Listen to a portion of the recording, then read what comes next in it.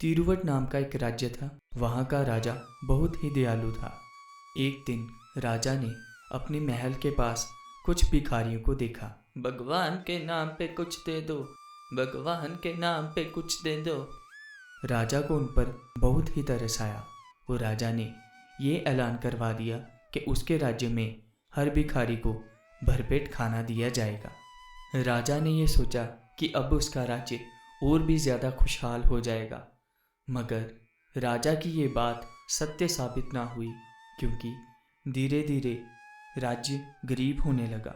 राजमहल के भी धन भंडार खाली हो रहे थे। तो राजा ने अपने मंत्री से पूछा, हे मंत्री, आखिरकार हमारा सारा धन किस पर खर्च कर रहे हो? क्यों हमारा राज्य गरीब हो रहा है? तब मंत्री ने जवाब दिया, हे राजन, सारा धन तो भिखारियों के खाने पे खर्च हो रहा है। ये सुनकर राजा बहुत ही चिंतित और परेशान हुआ कि उसके पास इतना धन ही नहीं है कि वो अपने राज्य के भिखारियों तक को भी खाना खिला सके। राजा प्रतिदिन अष्टलक्ष्मी पूजन किया करता था। उसने अपनी पूजा उपरांत माता से ही मदद की गुहार लगाई। उस रात राजा को एक स्वप्न आया जिसमें एक आकाशवाणी हुई कि हे राजन, अपने राज्य के सभी भिखारियों को नदी तट पर इकट्ठा करो और बाद में वहां आग लगा दो। एक तरफ सिपाही खड़े रखना ताकि जलने से पहले उन पर पानी बरसा दो।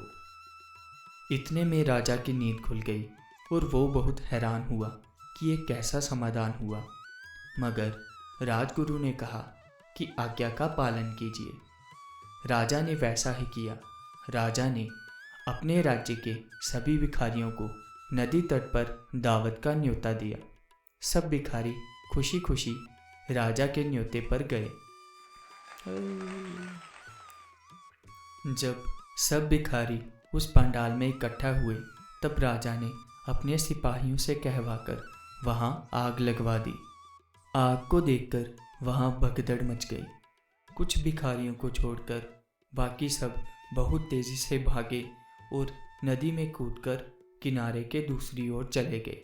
कुछ भिखारी जो कि बहुत बूढ़े थे, जो भाग ना सके, वो चिल्लाने लगे, बचाओ, बचाओ। इतने में राजा ने अपने सिपाहियों से कहकर वो आग बुझवा दी।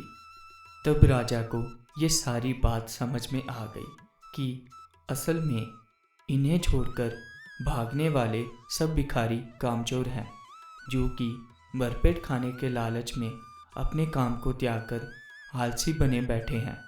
तब राजा ने उन्हें उचित दंड दिया और उन्होंने भी ये कसम खाई कि आज के बाद वो कभी भीख नहीं मांगेंगे, बल्कि मेहनत मजदूरी करके अपना पेट भरेंगे। इसीलिए कहा जाता है कि जीवन का अर्थ ही कर्म यानी काम काज करना है। जो व्यक्ति अपना कर्म ना करके आलसी बने रहते हैं, वे अपने साथ सारे समाज को भी सफल होने से रोकते हैं। इसलिए आलस त्यागें और कर्म करने जुट जाएं। जय अष्टलक्ष्मी।